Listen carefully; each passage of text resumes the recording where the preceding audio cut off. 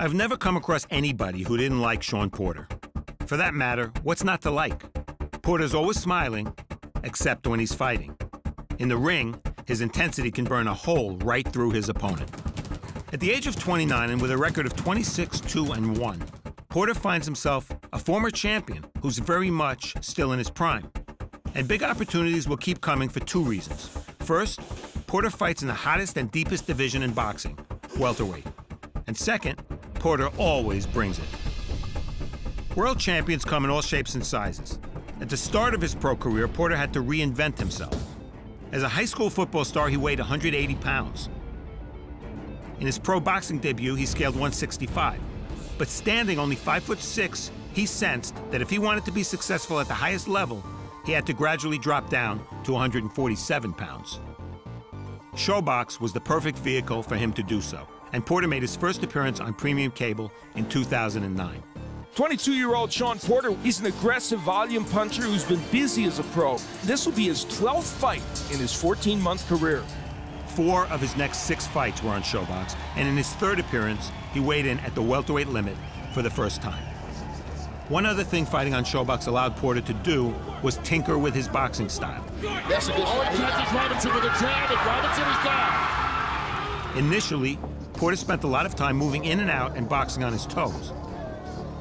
He was far quicker than most of his opponents, but this style didn't always allow for him to take full advantage of his natural aggressiveness.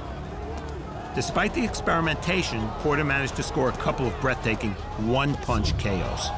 And now he's got him dropped. Right hand. Raul Pinzon is rubbed off the map inside round 1. Down goes Patterson with a left hook. Shawn Porter gets the job done against Jamar Patterson. And the Porter Express keeps on rolling.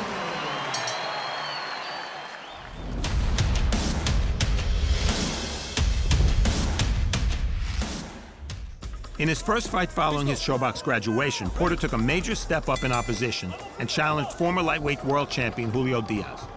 A very nice mix right now of Porter of speed, movement, and combination punching.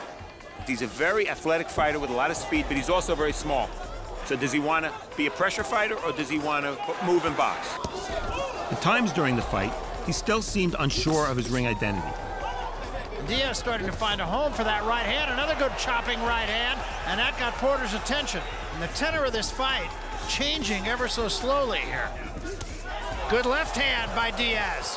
Very good shot. And a right hand by Diaz. It's going to be fascinating to hear what the judges say about this.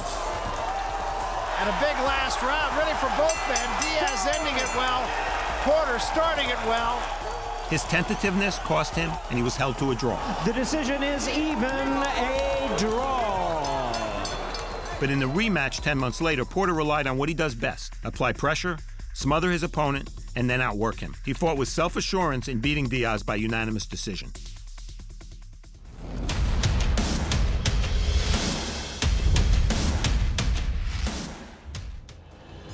In December 2013, Porter challenged IBF welterweight titleist Devin Alexander at Barclays Center in Brooklyn. The bell in round 1 scheduled for 12. Style-wise, it was an ideal matchup for Porter. The champion Alexander again gets tagged with a left hook. And as early as the 3rd round, it was clear that the southpaw couldn't hope to outslick the now characteristically aggressive challenger. Coming forward is Porter, lands another nifty jab, 1-2 combination, and now a firefight breaking up. It was a bloody fight, and at times an ugly one. Not all that unusual for Porter. Porter continuing to smother Alexander. The scores were fairly close, but also unanimous for the new champion. And the new... In his first world championship bout at the age of 26, undefeated Showtime Shawn Porter becomes the new IBF welterweight champion.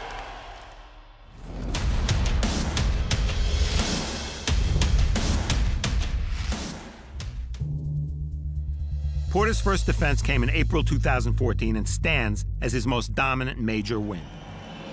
He faced former world titleist Paulie Malignaggi. In retrospect, it might seem like the familiar storyline of a young and rising star versus a faded veteran. But in fact, Malignaggi was coming off a spirited split decision loss to Adrian Broner and a clear-cut win over Zab Judah.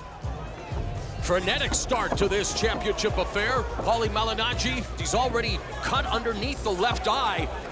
It's another clubbing right hand. It was more of a mugging than a fight. Porter again crowding him, making it rough and tumble, landing the right hand. Oh, and Malignaggi gets tagged with a couple of left hands, holding on. Man, what a beard does Malignaggi sport. He gets clobbered with another right hand. Porter broke through late in the third, then savagely finished Malignaggi in the fourth. I don't know how Malignaggi's still standing. Another right cross by Porter. Malignaggi in trouble along the ropes. The ropes are holding him up and he goes down. After the second knockdown, the referee waved the fight over without issuing a count. And he is not getting up. Shawn Porter has a successful first title defense as welterweight champion. What an onslaught. What the Malignaggi fight showed me was that Porter had become somewhat of an unusual type of fighter. A welterweight who applied suffocating pressure, but who did so with exceptional hand speed and athleticism.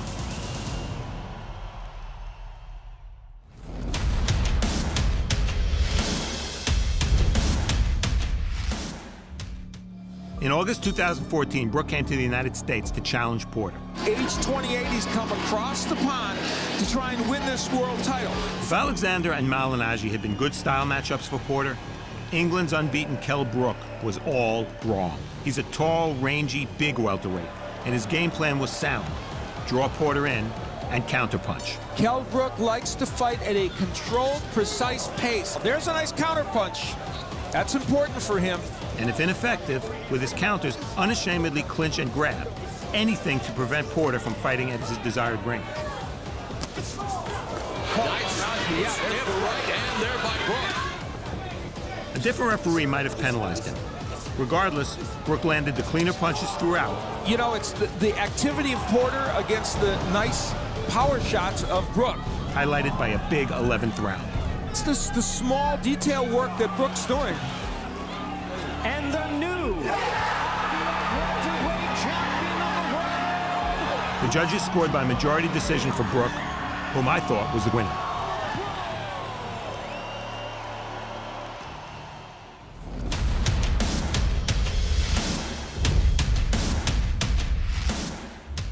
A few chosen fighters are given opportunity after opportunity.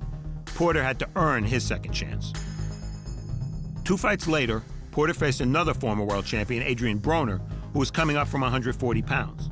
They met at a catch weight of 144, and the question on everybody's mind was, what would those 3 less pounds do to Porter?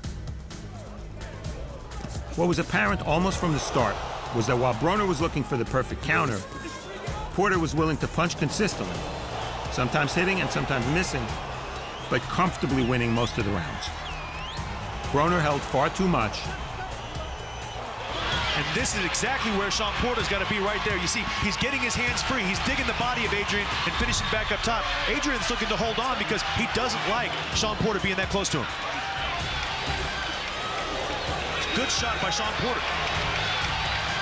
Adrian Broner holding again. Just relentless. You see if Tony Weeks continues to let Adrian Broner just grab a hold of Shawn and hold him like that.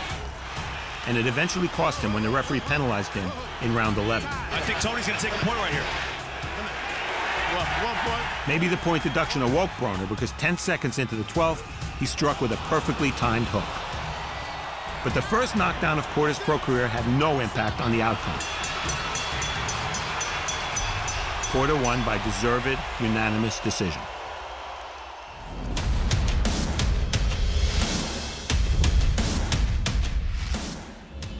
It would take a full year, but Porter's win over Broner led to the biggest fight of his career. A clash with undefeated welterweight titleist Keith Thurman at Barclays Center in June 2016. Thurman-Porter was wonderfully intense, fast-paced, and competitive throughout. A close encounter of the welterweight kind. Right cross by Thurman. In the fourth, Thurman almost drove Porter down.